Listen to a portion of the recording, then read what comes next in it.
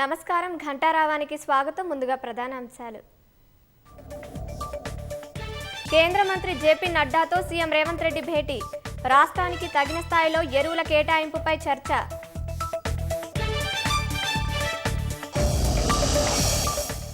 Bhadrachalam EO రమాదేవిపై Purushottapatnam గ్రామస్తులు దాడి. అక్రమ నిర్మాణాలను అడ్డుకునేందుకు వెళ్లిన అధికారుల అడ్డగింత.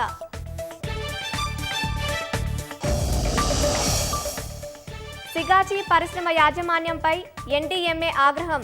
నిర్వహణ లోపం, నిర్లక్ష్యమే ప్రమాదానికి కారణమని ప్రాథమిక అంచనా.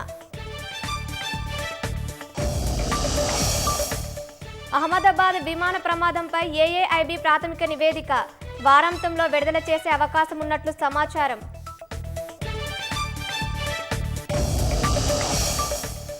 శత్రు దేశాలకు వెన్నులో వణుకు పుట్టేలా భారత్ కసరత్తు. సైనిక సామర్థ్యం ఇముడింపజేసేలా ఏటీఏజీఎస్ ఫిరంగులు సిద్ధం.